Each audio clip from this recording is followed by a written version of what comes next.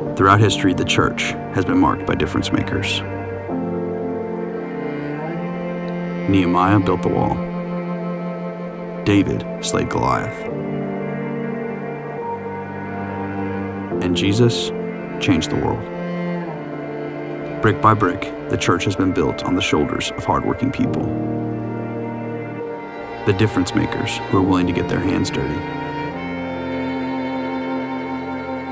Ready to do whatever it takes to reach people far from God and teach them how to follow Jesus step by step. Difference makers just like you.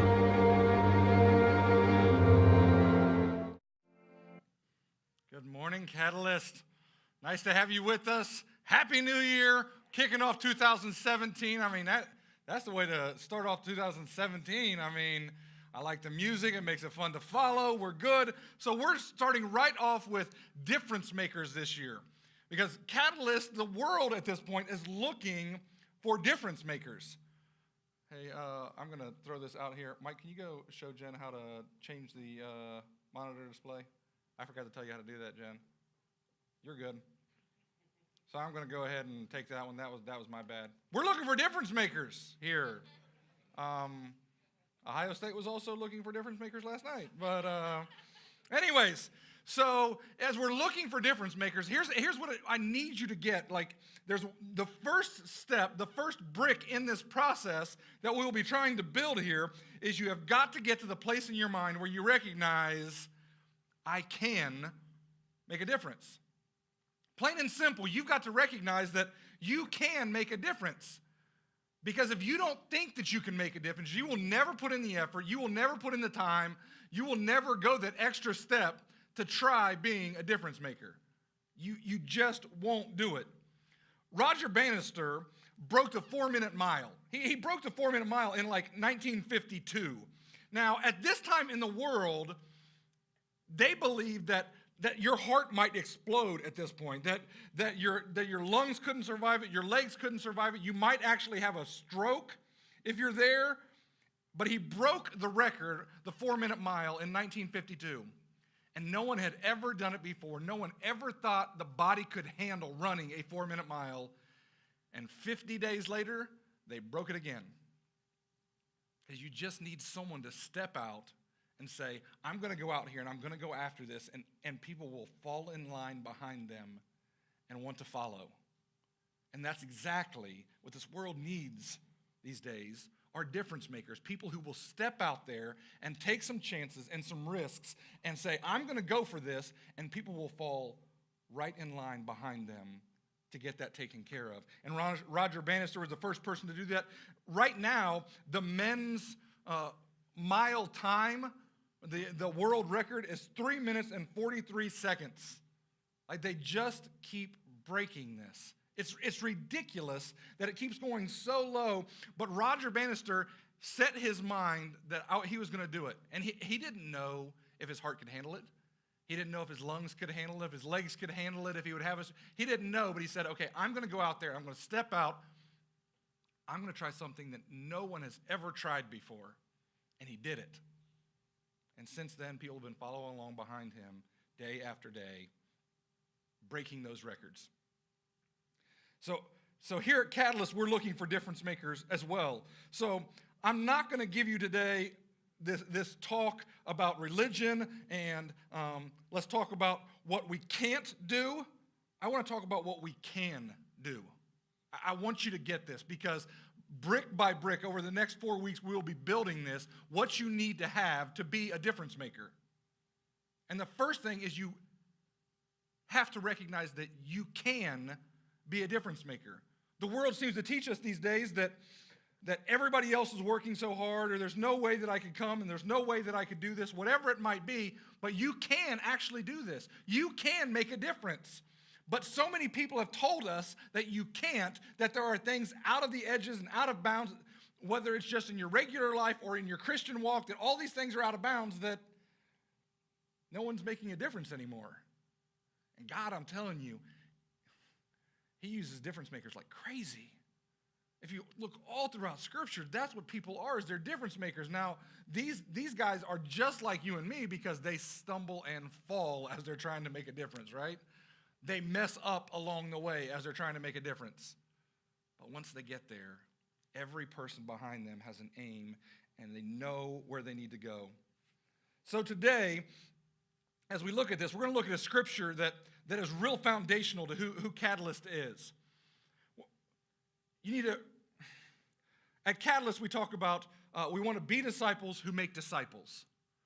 So if we're going to be disciples who make disciples, what the heck is a disciple?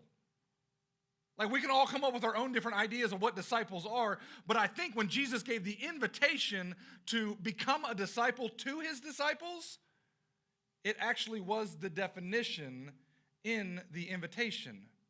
And we find that in Matthew chapter 4, verses 18 through 20.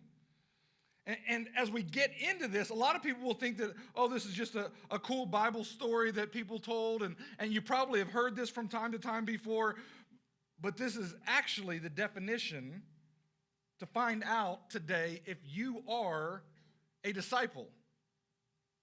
Because there's a difference. Jesus told us in the Great Commission to go make disciples of all nations. He didn't go say make converts. He didn't go say make Christians. He didn't go say make attenders. He didn't say any of the above. He said make disciples. A disciple is a mature Christian who can pass on their faith to other Christians and teach them how to pass on their faith to other Christians. Not just somebody who attends, not just somebody who believes, not just somebody who has said a prayer or who has got wet or owns a Bible or shows up on Sunday morning or whatever it might be. Jesus is searching for disciples. So when we look at this, what is a disciple? In Matthew chapter 4, starting in verse 18, it says, "And Jesus was walking beside the Sea of Galilee, and he saw two brothers, Simon called Peter and his brother Andrew, and they were casting their nets into a lake, for they were fishermen." So he goes to where they are. He gets there, and he decides, I'm going to go find these people. I'm glad Jesus came looking for me. I wasn't anywhere close to where the church was. I wasn't going to church. I wasn't trying to be a good Christian or anything else. And I'm guessing I'm not the only one here that Jesus sort of came and drug kicking and screaming out of your house. But he went looking for them the same way that he's still looking for us.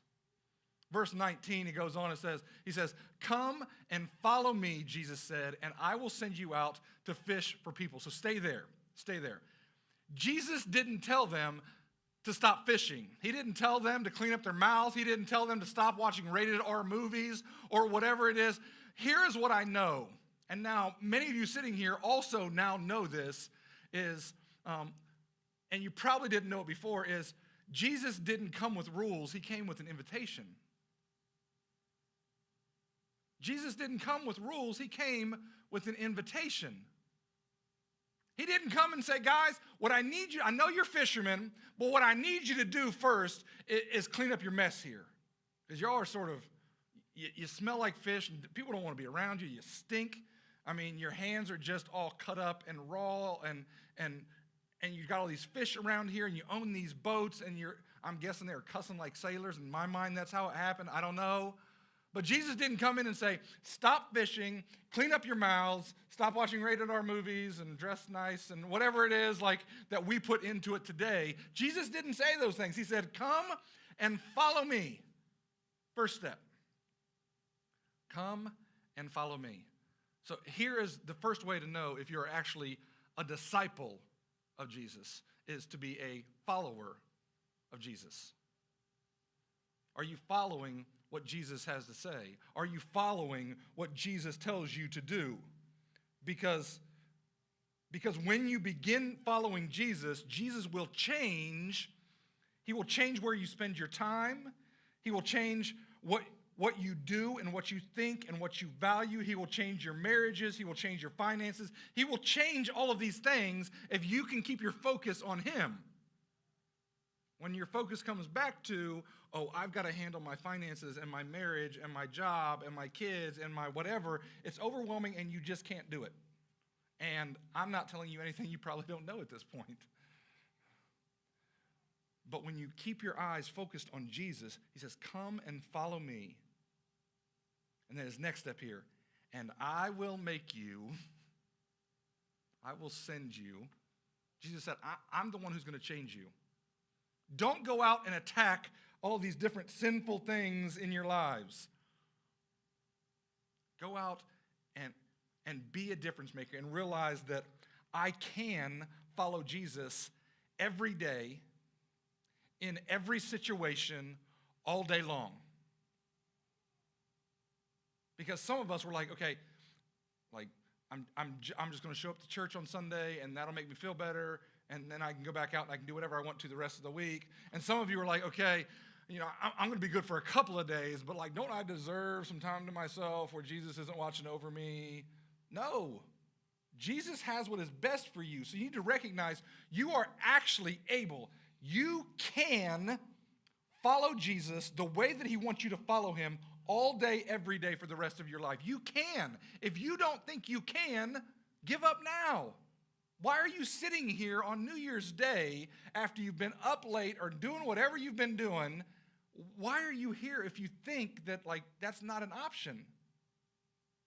I do a lot of, I'm starting to do a lot of weddings again, and I'm doing a lot of premarital counseling, and I come in and the first question I ask people is, can you think of a reason you would get a divorce?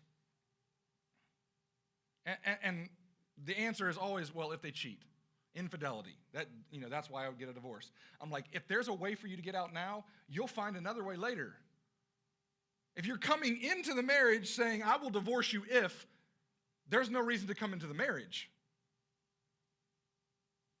Which is a fairly harsh statement. I recognize, like, right out the gates, I'm like punching people in their mouth. I tell people, you don't have to do your premarital counseling with me. Like, I'm not very good at this, and yet they keep showing up. And I keep saying, if you give any reason why you will get a divorce when you're happy and things are good, when things are bad, you'll find 3 other reasons to get a divorce. Well, he's not loving me, and she wasn't nice to me, and we haven't this, and we haven't that, and she used to do this, and he used to do that, and now all of a sudden you got 12 reasons why you're going to get a divorce. And it's like, wait a second. Why did you even get into the marriage then? If you don't believe that you can follow Jesus every single day for the rest of your life, why in the world are you wasting your time on Sunday morning? I don't get it. But here's the thing. You can. I can actually follow Jesus every day the rest of my life. But some of you say, I don't know enough about Jesus to follow him. Here's the cool thing. Neither did these guys. Neither did they. They're out fishing one day, and Jesus is like, hey, boys, we're going this way. And they're like, okay. And they went that way. So some of you are like, I don't know enough about Jesus. Neither did they. And here's what Jesus also didn't do. He didn't come in and say, all right, guys, let's gather in here. So what we're going to do is we're going to go out here, and life is going to be really, really tough. People are going to try killing us for every city that we go to. We don't really have a place to lay our heads. I don't know when we're going to eat or anything, but I'm going to be like healing some blind people, and like lame people are going to start walking again, and I'm going to walk on water a couple of times, and it's going to be really cool, and go up to heaven, and then I'm going to come back down and walk through a door and scare all of you. He didn't also come and say, if you follow me, I'll make everything in your life comfortable. I'll make everything in your life great. I'll make everything just as you always wanted it to be. I don't see Jesus saying, he says, come and follow me, and I will send you out. I'll be in control of where you go. I'll be in control of what you do. And we sit here and we're like, wait a second, why would I give somebody else that much control in my life? But do you remember when you were a kid? For the adults, you remember that freedom you had when you didn't have to worry about food, you didn't have to worry about rent, you didn't have to worry about marriage, you didn't have to worry about kids, you didn't have to worry about your job, you just sort of like went, and were like, and you just fooled around, you had so much fun, and your parents were like, okay, now you're punished because you did something wrong. Like, that's the worst thing that happened. Wouldn't we all go back to that? That's sort of what Jesus is offering here. He said, you just follow me, and like, I'll take care of all of this stuff. But be serious about following me. Don't be half in and half out here. But there's something else that's going on here, that is Jesus shows up. And when Jesus shows up here, He's a rabbi, obviously. He shows up to some fishermen. And what we don't know, unless you put in some background study, which I'm guessing a whole bunch of you aren't reading, like the Hebrew books and the rabbi books and stuff like that I am, because that's why I'm here. So I wanted to give you a little background. We've talked about this a little bit before. There's the Jewish educational system. And the Jewish educational system starts with Beit Sefer. So if we go to that screen, the elementary school is what this is, basically. This is the elementary school. They go and they learn the first 5 books of the Bible: Genesis, Exodus, Leviticus, Numbers, and Deuteronomy. And they go through there, and like the really bad students, like I was a C student, right? Like those of us who were just getting by, they're paraphrasing the first 5 books of the Bible. They're like, I pretty much have it. And the good students, like my daughters, they memorized every single word of the first 5 books of the Bible. And then in the next level at Beit Midrash, they would go and they would start discussing how what Isaiah said lined up with what Moses said, what lined up with, what happened in the garden, and lined up with what Ezekiel did, and lined up, and they start talking about those type of things, and they start getting these big picture ideas. And then the third level of education, only after you pass the first level, if you're just like a C average student, and you're not the top of your class, they send you home to learn a trade. And if you make it to Beit Midrash, and you're not one of the top level students, they send you home to learn the family trade. But if you pass all of those things, and you're one of the best students ever, now you go to a rabbi, and you say, I would like to be in your Talmudim. And those are the people who followed him around. And this wasn't like they came to school. This is like they moved in with him. They knew when he ate breakfast every day. They knew what he ate.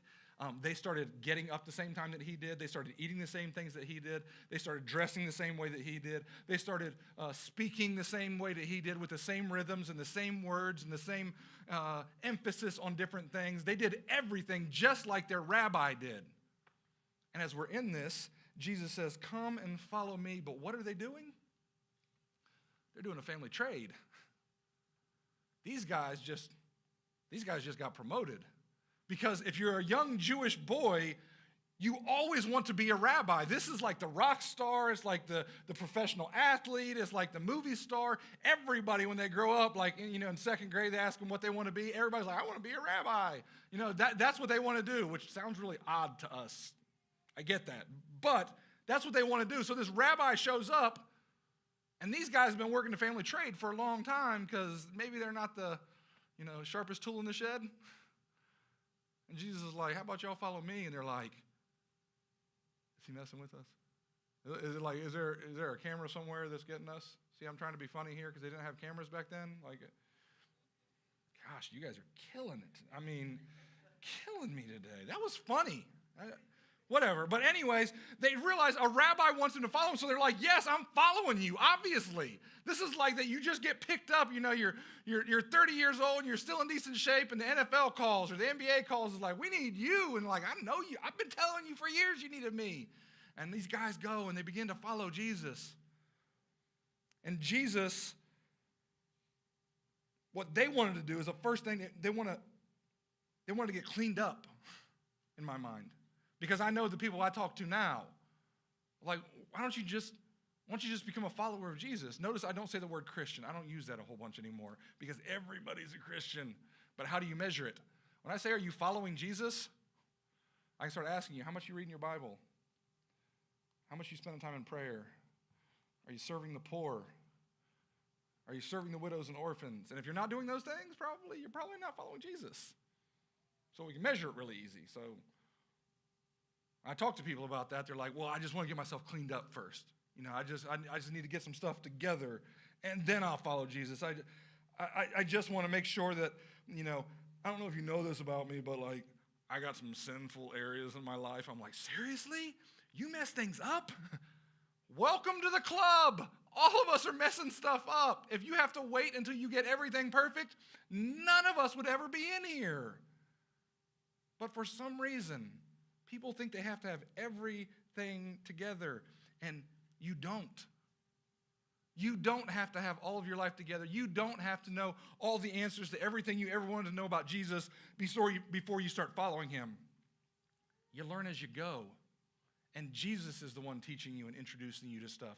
You don't have to have all the answers. And there might be some of you in here today, I don't think we have a whole bunch, but there might be some of you in here today who grew up in church, and maybe you grew up in a legalistic church, and you're like, I don't know if that's right. I don't like that. You know, they didn't say the prayer. They didn't get baptized. They didn't come forward. Like, they're supposed to do all of that stuff and get all the sin out of their life and get perfect before they come to Jesus. And you're sitting there and you're real uncomfortable in your chair right now. Let's look at Matthew. So we were just in Matthew. Let's go to Matthew chapter 9. So Jesus is going along in Matthew chapter 9, starting in verse 9. And it says, and Jesus went on from there, and he saw a man named Matthew. Let's see, what book were we just reading in? Oh, Matthew. The guy God chose to write one of the books of the Bible. Okay, and Jesus went on from there, and he saw a man named Matthew sitting at a tax collector's booth. Follow me, he told him, and Matthew got up, and he followed him. Let me just say, I tried coming up with a comparison of how evil and low a tax collector was in our society, and I couldn't come up with one. Like, I don't know, whoever the person is that you believe has done the most wrong, mass murderers, child molesters, whatever it might be, tax collector was below that in their society. And Jesus walks up to the tax collector, and you can hear the whispers. What's he doing over there? He's over there by the tax collector. Why is he over there talking to Matthew? And he says, what does he say to him? Hey, follow me. He doesn't say, give up your cheating and your stealing of your aunts and your uncles and your mom and your grandparents and all of your neighbors. Stop stealing from them and then come to me. Stop taking up your taxes and then follow me. Get all the sin out of your life and then follow me. He doesn't say any of that. He says, hey, why don't you follow me? Matthew's like, Bet, I've been trying to get out of this for a long time. I just didn't know how to quit. Sound familiar? I've been trying to stop this for a long time, and I just can't quit. Verse 10, while Jesus was having dinner at Matthew's house, many of the tax collectors and sinners came and ate with him and his disciples. That's what I'm talking about. He was my kind of guy, right? He was like, where are all the troublemakers that everybody's afraid to hang out with? Oh, yeah, there are my people. I'm going to go hang out with them. Love that about Jesus.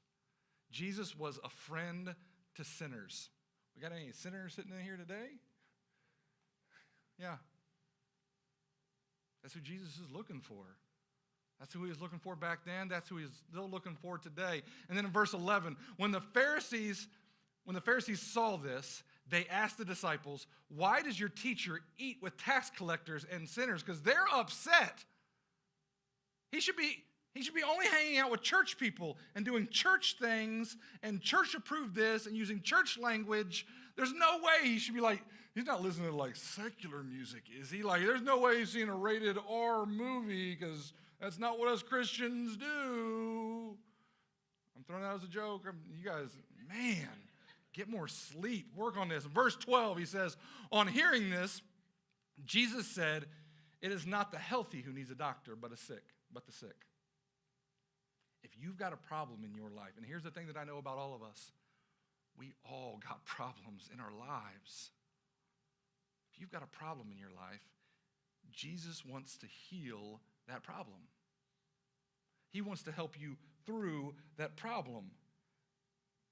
But you see, you've got to let Jesus do that. See, we don't know when Matthew stopped collecting taxes. What we do know is when Matthew started following Jesus. He said, hey, come and follow me, and he left it. Did he go to the next town and collect taxes? I don't know. Bible doesn't tell us. Did he grab his money bag as he went? It doesn't tell us. That doesn't matter as much as him following Jesus.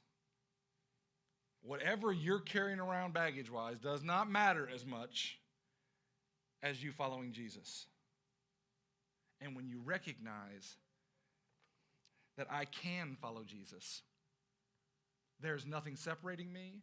There's nothing that's going to stop me from following Jesus. Not any of those deep, dark secrets that I'm the only one who knows about, those skeletons in the closet that I've been hiding from everybody. Jesus knows about that. And you can still follow Jesus. There isn't anything keeping you away from Jesus except for you. And if you want to be a difference maker, this is where you start, I think. This is the easy place. This is exactly where you should start. Some of you think, I can't follow Jesus, but you don't know the invitation that he's giving. The invitation that Jesus is giving is, we've missed it so often because we've listened to all of our friends and all of the preachers and all the people on TV and all of the whatever it might have been, but we don't read the scripture. What does Jesus say? In Matthew chapter 11, Matthew, again, just pointing that out. Matthew chapter 11, starting in verse 28, he says, "Come to me, all you who are weary and burdened, and I will give you rest." 2016 was a tough one, right? Anybody feeling a little burdened and weary? Because Jesus has got some rest for you. Jesus has got some rest for you. And he says in verse 29, he says, "Take my yoke upon you and learn from me, for I am gentle and humble in heart, and you will find rest for your souls." That's what Jesus is inviting you to. If you become a Christian and your life becomes harder, that's probably because you're not following Jesus. You're still trying to control everything in your life. He's like, stop doing that. You're like, it's sort of hard. He's like, I know. Stop doing it, though. You still need to stop. Hey, the widows and orphans, how about serving them? But I'm busy. He's like, no, are you in charge of your schedule? Or I thought that was me now. I thought I was the one in charge of your schedule. I was the one in charge of your marriage and your kids and your finances. And so am I in charge or are you in charge? But your soul will find rest when he takes these burdens. These burdens become light. The guilt, the shame, the pain, regret. When he takes those, the guilt, the shame, the pain, and the regret, when he takes those, you sleep a little better at night, right? I don't know why you lose sleep, but when I lose sleep, it normally has to do with guilt, shame, pain, or regret. Tends to be why I lose it a little bit. And Jesus said, just take my yoke. A yoke is a rabbi's teaching.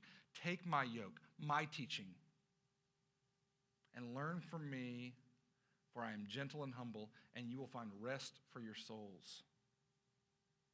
It goes on verse 30, for my yoke is easy and my burden is light. That's what I'm looking for. I'm looking for things that make things a little bit easier for me in 2017. And as the guilt and the shame and the pain and the regret are off my shoulders and I'm able to sleep a little bit better at night, when I can start doing that, I have time to be this difference maker. I have time to be that difference maker. When I get rid of those things and I'm sleeping better and I stop worrying about this and stop worrying about that, all of a sudden God puts things in front of me that are God-sized and I can do them. But here's what I know. All over this room, because statistics tell us this, that some of you are saying, some of you are not saying I can. You're saying, I can't stop looking at porn. I can't stop my addiction. I can't be a good husband. I can't stay with my husband. I can't be good with finances. Today we need to change our language a little bit. Everybody's talking about what they can't do. How about we start talking about what we can do and believe that you can do it? Because if you don't believe you can do it, you won't ever do it. The band wants to go ahead and come on back up. You've got to believe that I can follow Jesus every day. Every day, not on Sundays, not just on the day you go for your connection group or a small group or you pray before school or whatever it might be, not when you're with certain friends, but I can follow Jesus every day. Every day. when you do that, you will learn to become a difference maker. I don't know if you spent much time here, but we are a church of difference makers. That's who belongs here at Catalyst. If you want to be a difference maker, you're in the right place. I believe Jesus is looking for difference makers. He is making difference makers. And the world needs difference makers. And we will build this over the next few weeks, one brick at a time, but you have to realize and take the first step and say, I can. Forget about all the things you can't do. Start talking about the things that I can do. Because I can be a difference maker. Let me pray. Father God, I thank you for today, for whatever you're going to do in the lives of these people today, for whatever you have for them, for whatever these can'ts that they have to get rid of, these roadblocks that we put in our own ways, that I can't be a good husband, I can't be a good wife, I can't lead my family, I can't take care of my finances, I can't read the Bible, I can't pray, I can't show up to service, I ask you, Lord, to remind them that if they are following you, that they can because of your power, because of the Holy Spirit living inside of them, that they can follow you every day the rest of their life and be a difference maker. And I ask you, Lord, that as they leave here today, as we move into communion and as we move into worship, that they slow down and they recognize the difference maker that you have created them to be. Show yourself today in our lives and in our opportunities. Let us be the difference makers that you created us to be. In Jesus' name I pray. Amen.